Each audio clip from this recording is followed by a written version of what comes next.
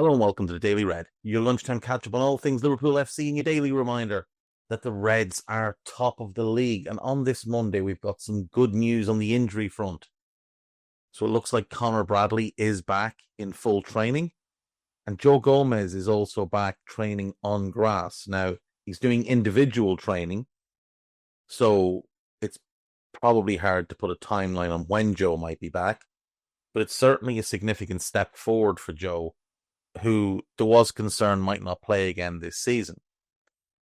No word yet on where Trent stands when he might be back, but for the moment, it's probably better for Trent that he's not available because the fan base still seems quite raw over, what is at the moment merely speculation and reporting. It's not a fact that he's signed for Real Madrid or that he's going to sign for Real Madrid. It's likely. It may even be, probable. But for the moment, let's just all calm down and let's see how it plays out. On This is Anfield, there is news that the Reds have announced a pre-season tour to Asia, and it will be our first summer visit to Japan. You would hope that means that Endo will at least stick around till then. There is a possibility, obviously, that he departs this summer if he's looking for more playing time. But if we're going to go to Japan, we might as well bring our samurai warrior with us. We're going to play games in Hong Kong and Japan. So we will play in Hong Kong on the 26th of July against AC Milan.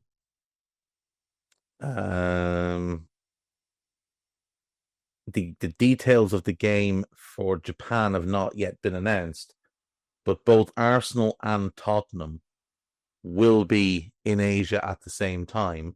So I suppose it's likely that we play one of them, maybe even both of them, or maybe there's a third match against some, local all-star team from the J League, whatever way they want to work it. Either way, it's a commercial trip for certain.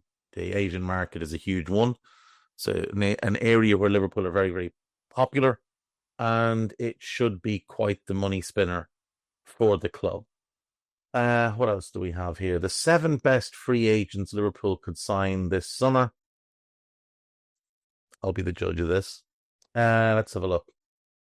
We've had a bit of luck with free signings in the past. Gary McAllister, James Milner, Joel Matip, and Kolo Toure, the pick of the bunch. Marcus Babbel, the pick of the bunch. Marcus Babbel was the best player that we signed and had the best season of any of those signed on a Bosman. But obviously his run as a top-end player was cut short when he fell ill. But Marcus Babbel was incredible for us until he got ill. Let's see. So Jonathan David is first up, and Jonathan David does make a ton of sense, especially if both strikers are leaving. Because if Jota was leaving and Darwin was leaving, you go and buy one big money striker, maybe a Julian Alvarez, maybe an Alexander Isak. We'll come to him in a sec. And then sign David as sort of the backup. Because you're only really going to be looking at a big signing fee, but you could spread that out across his contract. I'm not sure what wages he'd want. I certainly don't think they'd be astronomical, but I'd imagine they'd be sizable enough. But if you're not paying a transfer fee, maybe it can be justified. And if you could get 2 or 3 good years out of him and then sell him at a good price when he's 27, 28, that could be very clever business for us. Jonathan David's a good player. There's no doubt about that. Next up is Ola Aina. And again, he's a good player. He's having a tremendous season. Arguably, if you're picking a team of the season so far, he would be the right back. The problem I have is that he's not starter quality for a club like ours. He'd be a really good squad player, but we have a backup right back already in Connor Bradley. And Aina's probably better than Bradley at this point. So it would be a bit awkward to have your starting right back be Bradley with Aina as the backup when Aina is the better player at the moment Bradley obviously has the potential to become a better player.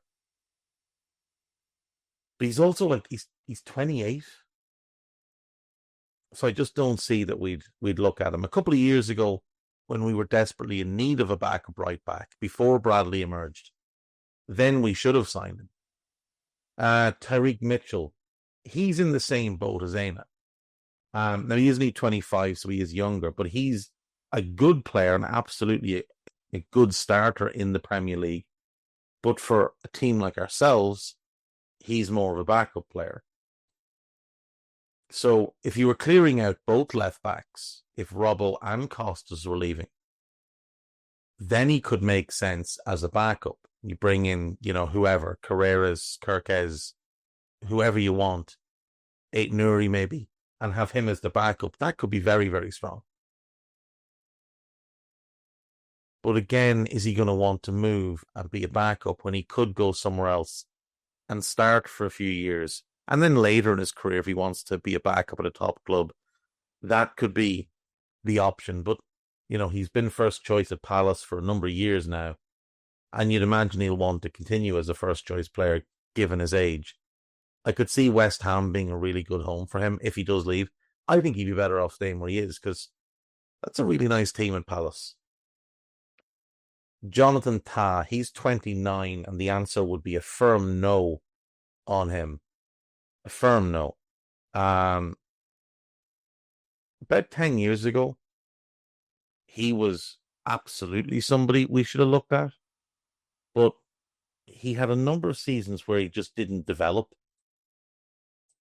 He never became anything close to the player that he looked like he had the potential to be. He's not a bad player by any stretch. Like, he's a solid centre-back. He's dominant in the air. But he's easily at his best in the middle of a back three. He struggles in a back four. And he'll be 30 next February. So there's no resale with him. And he will want big money. Like, he will want very big money. So, to me, it will be a hard pass. You look at his career, like, when he broke through at Hamburg, it's 12 years ago. Then he had the loan at Fortuna Dusseldorf, and it was obvious he was for sale. That would have been the time for us to buy him, because he had a really good loan at Fortuna. He went to Leverkusen, and the first 5 or 6 years there, he was painfully average. He was in and out of the team. He was having some injury issues. His form, just 1 week he'd look good, one he'd be a disaster. Even now, like, when he has a bad game, it is horrifyingly bad. And he's not a bad centre-back by any stretch, but he's just not one that's suited to playing how we play. I think he'd struggle massively in the Premier League, especially in a back four. Middle of a back three, he'd probably be all right. Leroy Sané, I wouldn't be against this. And I know it wouldn't be popular, but I wouldn't be against it. Now, this has him tagged as a right winger. Never in a month of Sundays will we have him on the right wing. But as a left winger, if we sold Diaz and went with Gakpo and Sané as our left wing options, and he could also provide cover for Mo on the right, but if he was, either the starter or playing a lot on the left, it could just free up a lot of money to buy the number 9 we want. The only thing is, he's on mega money at Bayern, and I would imagine will want mega money wherever he goes. When he's on it, he's one of the best left wingers in the world. Angel Gomes, just no, hard pass. Tariq Lamptey would be a pass as well. Good player, but he looked like he was going to be an absolute star when he went to Brighton and was getting games, and then his hamstring exploded. And he's never been close to that player since. He's gotten back to a point where he's a good player and he's capable of starting in the Premier League, but not for a team like us. He's also tiny. He's about 5'4". So that's a straight pass there. Who else is out of contract this summer that would be worth looking at? Zambo Anguissa could be interesting if we wanted a short-term addition in midfield, but again, 29, so probably not. Buscagli at PSV as a backup centre-back, maybe. You know, if Gomez and Quansah left, maybe, because he'd be free, and you could then spend big on the other one, maybe buy Dean Huijsen. So that could work. Kyle Walker-Peters, again, good player, definitely a Premier League caliber starter, but he's not a starter for a club like us. Thomas Partey will be the hardest of hard passes. CJ Egan is not good enough. Neymar would be a very, very hard pass. Brownhill, Pasalic, Verratti. I mean, there's the Rayan kid at Vasco da Gama who's interesting. The winger. He could be fun. He's very, very talented. So he could be of interest because he's 18 and potentially on a free with big upside. And the worst case scenario is it doesn't work out and you sell him to some Portuguese club in 2 years for 5 million. Alex Murray, no. Crepin Diatta, no. Nelson Semedo, no. The Reds, it's Jack here, and that was a clip from one of Anfield Index's audio podcasts. If you have enjoyed the video, make sure you do like, share and subscribe to keep up to date on all things LFC. We record around 100 audio podcasts every month, with our shows featuring match-going fans, top journalists, professional analysts and even Liverpool legends along the way, with the Great Dane himself, Jan Molby, joining us every single week. If you want to listen to all our podcasts for free, head over to anfieldindex.com/podcasts. Our audio shows are available wherever you get your podcasts. Just search Anfield Index. Or if you prefer to listen to all our podcasts in full and without any ads, why not head over to AI Pro today to check it out now at AnfieldIndexPro.com. If you want to get involved in the great growing community of Liverpool fans, check out the Anfield Index Discord. The link is in the description. Do get involved with that from Reds around every corner of the globe. For now, Reds, hope you enjoyed this video.